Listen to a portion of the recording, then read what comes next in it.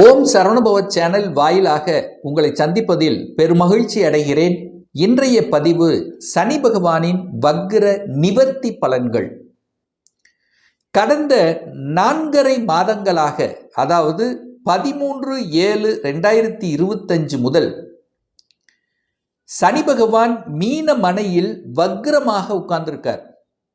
அதாவது கால சக்கரத்தினுடைய 12வது வீடான மீனத்தில் சனி பகவான் வக்ரமாக கடந்த 137 நாட்களாக அமர்ந்து பலனை கொடுத்து கொண்டிருந்தார்.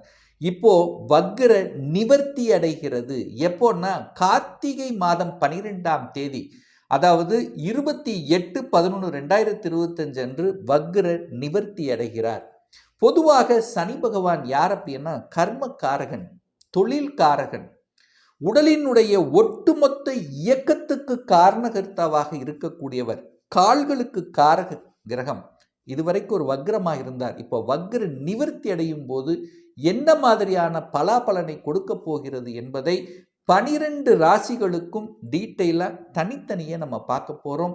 அதற்கு முன்னால் நம்முடைய சேனலை நீங்கள் ஃபர்ஸ்ட் டைம் பார்ப்பவர்கள் என்றால் மறக்காம சப்ஸ்கிரைப் பண்ணிக்கிங்க. மீனராசி அன்பர்களே, சனி பகவானின் வக்ர நிவர்த்தியால் என்ன பலன்? கடந்த 4.5 மாதங்களாக, அதாவது 137 நாட்களாக சனி பகவான் வக்ரமாக உங்க ராசியிலேயே அமர்ந்திருந்தார். இப்போ வக்ர நிவர்த்தி அடைகிறது. எப்பொழுது அப்படின்னு கேட்டிங்கன்னா கார்த்திகை மாதம் 12ஆம் தேதி, அதாவது 28/11/2025 அன்று சனி பகவான் வக்ர நிவர்த்தி அடைகிறது. அந்த சனி பகவான் இந்த மீனராசி என்பவர்களுக்கு யார் அப்படின்னா லாபத்தை கொடுக்கக்கூடியவனும் சனி பகவான் தான், உங்களுக்கு விரயத்தை கொடுக்கக்கூடியவனும் சனி பகவான். அப்போ சனி பகவான் இப்போ வக்ர நிவர்த்தி அடையும் போது என்ன பலன் அப்படின்னு கேட்டிங்கன்னா, இந்த கடந்த 3.5 மாதங்களாகவே பார்த்தீங்கன்னா ஒரு மனதில் தெளிவு இல்லை. ஏதோ ஒரு வகையில் ஒரு குழப்பம், ஏதோ ஒரு வகையில் மன சங்கடங்கள், அதாவது குறிப்பாக சொல்லப்போனால் மன சாட்டிஸ்ஃபேக்ஷன் இல்லாத தன்மையை இந்த மீனத்துக்கு கொடுத்து கொண்டிருக்கிறதுன்னு சொல்லுவேன். அப்போது மனதில் திருப்தி இல்லாத தன்மை, மனதும் எதையோ நினைத்து கொண்டு வருத்தப்படுகின்ற தன்மை.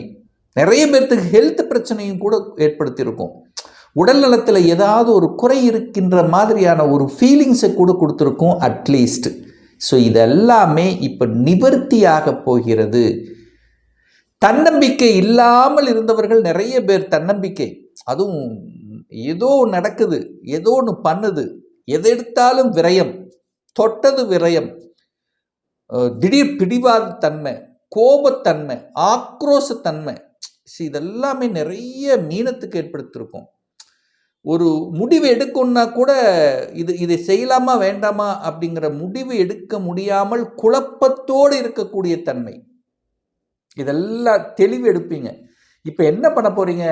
இந்த வக்ர நிவர்த்திக்கு அப்புறம் தெளிவான முடிவு, இதை செய்யலாமா வேண்டாமா, வேண்டான்னா வேண்டாம், செய்யலாமன்னா செய்யலாம், அந்த முடிவை எடுக்கக்கூடிய தன்மைங்கிறது இந்த வக்ர நிவர்த்திக்கு அப்புறம் மீனத்துக்கு நிச்சயமாக ஏற்படுத்தும். ஆனாலும்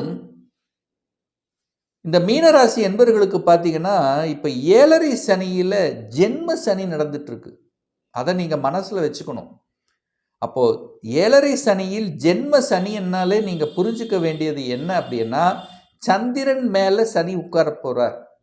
ஒளி கிரகம் என்று சொல்லக்கூடிய சந்திரன் மேலே இருட்டு கிரகம் படியும் போது மனம் சார்ந்த விஷயத்தில் ஒரு முடிவை எடுக்கிறீங்க அப்படின்னா ஒரு தடவைக்கு 2 தடவை யோசிக்கணும். இதை மட்டும் செய்யணும் கண்டிப்பாக.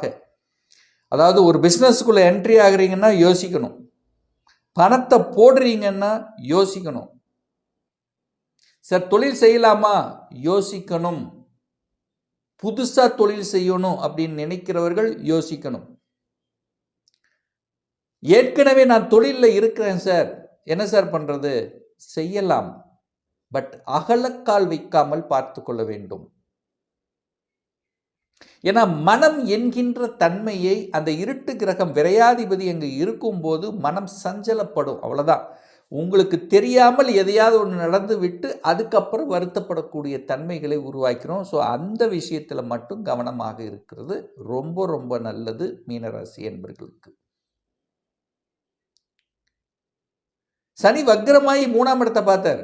நிறைய பேர் சகோதர சகோதரிகளோட சண்டை சச்சரவு, நிறைய பேர் திருப்தி இல்லாத தன்மை, நிறைய டிராவல்ஸ், அலைச்சல் திருச்சல், டென்ஷனோடவே இருக்கக்கூடிய நிலை, தான் ஒன்று நினைத்தால் அது ஒன்று நடக்கும் மாதிரியான தன்மை, நான் நல்லதே பேசினாலும் ஏதோ ஒரு குறையோடு இருக்கக்கூடிய தன்மை, குடும்பத்தில் சில விரிசல்கள், குடும்பத்தில் சில கருத்து வேறுபாடுகள், கணவன் ஒரு சைடு மனைவி ஒரு சைடு இருக்கக்கூடிய நிலை, வேலை விஷயம் தொழில் விஷயம் ஏதோ ஒரு விஷயத்தில். அப்போ இந்த மாதிரி வாக்கு சார்ந்த விஷயத்துல கூட நீங்க நல்லதே சொன்னாலும் ஏதாவது ஒரு குறை சொல்லி உங்க மேல குற்றம் சுமத்தக்கூடிய தன்மை. ஸோ இதனாலேயே மனம் ஏதோ ஒரு வகையில் சஞ்சலப்பட்டு கொண்டு இருக்கக்கூடிய மீனத்துக்கெல்லாம் விடிவு கிடைக்கக்கூடிய இந்த வக்ர நிவர்த்திக்கு அப்புறம் உங்களுக்கு இதை செய்யலாம், இதை செய்யக்கூடலாம், இதை செஞ்சா நமக்கு நல்லது, செஞ்சா நல்லது இல்லை அப்படிங்கிற அறிவார்ந்த செயல்பாடுகள் உங்க ஆழ் மனதில் நிச்சயமாக ஏற்படுத்தும். இந்த சனி பகவான் குருவினுடைய நட்சத்திரத்தில் தான் டிராவல் பண்ண போறார்.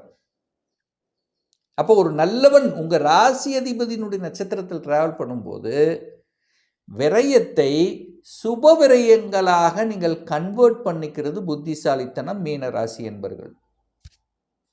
வரவுக்கும் செலவுக்கும் சரியா இருக்கும். ஏதோ ஒரு வகையில் செலவு வந்து கொண்டே இருக்கும். அப்ப அந்த செலவுகளை சுப செலவுகளாக, குழந்தைகளுடைய படிப்பு செலவுக்காக, அல்லது உங்களுடைய சுகத்தை பெருக்கிக் கொள்ளக்கூடிய முதலீடுகள் போடக்கூடிய, முதலீடுகள் அப்படின்னா என்ன, ஒரு இடத்துல மேலே போடுறது, ஒரு நிலத்தின் மேலே போடுறது. ஸோ இந்த மாதிரி அதுவும் நல்ல யோசிச்சு ஏதாவது வில்லங்கம் இருக்கா இல்லையா அப்படிங்கிறது செக் பண்ணணும். இந்த செக்கிங் என்கின்ற சென்ஸ் கண்டிப்பாக மீனத்துக்கு இருக்கணும். யாரையும் அவ்வளவு சீக்கிரம் நம்பிடக்கூடாது மீனராசி என்பர்கள். ஒரு தடவைக்கு 2 தடவை செக் பண்ணணும், எந்த விஷயமாக இருந்தாலும் சரி.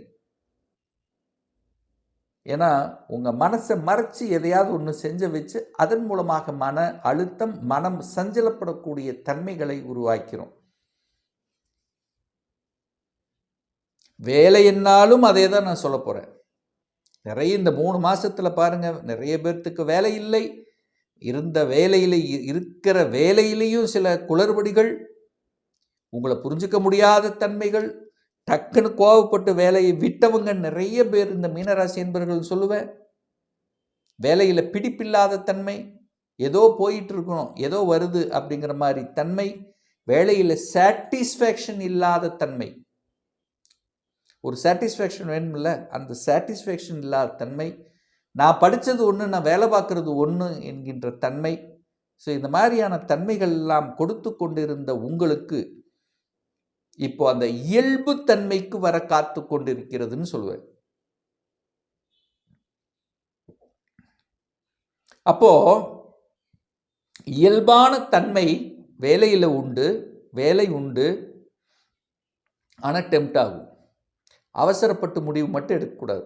அப்போ ஒரே வார்த்தை என்னன்னா, வேலையை அவசரப்பட்டு விட்டுறக்கூடாது, இன்னொரு வேலையை அமைச்சுக்கிட்டு தான் விடணும். இதுதான் மீனராசி என்பர்கள் இனி இந்த 1 வருடத்துக்கு இதுதான் நீங்கள் கடைபிடித்தே ஆக வேண்டும். வேலையில் திருப்தி இருக்காது, ஏதாவது ஒரு குறை சொல்லுவார்கள், ஏதாவது ஒரு வகையில் உங்களுக்கு ஒரு திருப்தி இல்லாத தன்மை இருக்கும். அப்படியும் மாறணும் அப்படின்னா இன்னொரு வேலையை அமைச்சுக்கிட்டு தான் மாறணும். இதை கெட்டியாக இனி வரக்கூடிய 1 வருடத்துக்கு இதை நீங்கள் கண்டிப்பாக ஃபாலோ பண்ணி ஆகணும். அதுவும் குறிப்பாக சொல்ல போனால் பூரட்டாதி நட்சத்திரத்தில் இருக்கக்கூடிய, அதாவது மீனராசி பூரட்டாதி நட்சத்திரத்தில் பிறந்தவர்களுக்கு பார்த்தீங்கன்னா இப்போ கடுமையான மன உளைச்சலுங்கிறது கண்டிப்பாக இருக்கும். பூரட்டாதி நட்சத்திரத்தில் பிறந்திருக்கக்கூடிய மீனராசி என்பர்கள் எந்த விஷயமாக இருந்தாலும் கொஞ்சம் யோசிக்கணும். அவசரப்பட்டு கோபப்படக்கூடாது, அவசரப்பட்டு முடிவெடுக்கக்கூடாது. நிதான போக்குங்கிறது கண்டிப்பாக கடைபிடிக்கணும். யாரு? மீனராசி என்பவர்கள், அதுவும் குறிப்பாக பூரட்டாதி நட்சத்திரத்தில் பிறந்தவர்கள். சனி வக்ரம் அடைந்து 7ஆம் இடத்தை பார்த்தார் பாருங்க. 7ஆம் இடம்ங்கிறது என்ன? திருமணஸ்தானம், கணவனை குறிக்கக்கூடிய இடம் அல்லது மனைவியை குறிக்கக்கூடிய இடம். அந்த இடத்தை பார்க்கும்போது 2 பேர்த்துக்குள்ள ஈகோ கிளாஸ் கிரியேட் ஆகிருக்கும். ஏதாவது ஒரு வாக்குவாதம் என்பது நிச்சயமாக உருவாக்கி இருக்கும். என்னைக்கோ நடந்த ஒரு பிரச்சனையை இப்போ இந்த கடந்த 3 மாதத்தில் அப்படியே கொண்டு வந்து அதை பெருசுப்படுத்தி ஒரு மாதிரியான தன்மையை, ஒரு மாதிரியான குடும்ப சூழ்நிலைகளை நிச்சயமாக உருவாக்கியிருக்கும். அதிலிருந்து ஒருவருக்கொருவர் புரிந்து கொள்ளக்கூடிய நிலைகளையும் சந்தர்ப்பங்களையும் இந்த வக்ர நிவர்த்தியானது நிச்சயமாக உறுதுணையாக இருக்கும். கூட்டாளிகளுடன் இருந்து வந்த பிரச்சனைகள், கூட்டு தொழிலில் இருந்து வந்த பிரச்சனைகள் சரி செய்யப்படும். சுத்தமா லாபமே இல்லை, போட்ட பணம் முடங்கி இருக்கு, அது ரிலீஸ் ஆகும். புதிய ஒப்பந்தத்தை எதிர்பார்த்துட்டு இருக்கிற ஒரு 3 மாசமா இந்த வக்ர நிவர்த்திக்கு அப்புறம் அந்த புதிய ஒப்பந்தம் நிச்சயமாக உங்களுக்கு கைகூடும். குழந்தை பாக்கியத்துக்காக ஒரு 3-4 மாதங்களாக நான் ட்ரை பண்ணிட்டு இருக்கிறேன், சக்சஸ் கொடுக்கல. இப்போ நிச்சயமா இந்த வக்ரத்துக்கு அப்புறம் நிச்சயமா குழந்தை பாக்கியம் என்பது நிச்சயமாக இந்த மீனராசி என்பவர்களுக்கு கொடுக்கப்படும். இப்படி எதிர்பாராத நல்ல மாற்றங்களை கொடுக்கக்கூடிய, மனதில் இருந்து வந்த குழப்பத்தை போக்கக்கூடிய, விரயத்திலிருந்து அப்படியே குறைக்கக்கூடிய, அந்த விரயத்தை சுப விரயங்களாக கன்வெர்ட் பண்ணிக்கக்கூடிய அமைப்புகளும், வேலை தொழிலில் இருந்து வந்த அந்த இருக்க நிலை மந்த நிலையை போக்கக்கூடிய அமைப்புகளும், இனிதான் உண்மையா இந்த சனி பகவானுடைய உண்மையான ஆட்டமே இனிமேல் தான் ஆரம்பமாக போகிறது அப்படின்னு நான் சொல்லுவேன். இந்த மீன ராசி என்பவர்களுக்கு ஒரு துல்லிய பலன் வேணும். தொழில், வேலை, வியாபாரத்தில் ஏற்படக்கூடிய மாற்றங்கள், என்ன கோர்ஸ் எடுத்து படித்தா ஃபியூச்சர் நன்றாக இருக்கும், எப்போ நமக்கு திருமணம் நடக்கும், எப்போ ப்ரமோஷன் கிடைக்கும், எப்போ குழந்தை பாக்கியம் கிடைக்கும், இது போன்ற கேள்விகளுக்கு துல்லிய பலனை நம்மால் கூற முடியும். ஒரு பர்சனல் கன்சல்டேஷன் எடுத்துக்கணும், ஒரு சுய ஜாதகம் பார்க்கணும் என்று விருப்பமுடைய அன்பர்கள் டிஸ்பிளே தெரியக்கூடிய நம்பருக்கு வாட்ஸ்அப் மூலியமாகவோ ஃபோன் கால் மூலியமாகவோ தொடர்பு கொண்டு நேரடியாகவோ அல்லது ஆன்லைன் மூலியமாகவோ கன்சல்டேஷன் எடுத்துக்கலாம். நம்மளுடைய அலுவலகம் கோயம்புத்தூரில் அமைந்துள்ளது. அதாவது கோயம்புத்தூரிலிருந்து மேட்டுப்பாளையம் செல்லும் வழியில் வெள்ளக்கிணர் பிரிவு அன்னபூர்ணா ஹோட்டலுக்கு அருகில் அமைந்துள்ளது. பிரியர் அப்பாயின்மெண்ட் வாங்கிட்டு நேரடியாக கன்சல்டேஷன் எடுத்துக்கலாம்.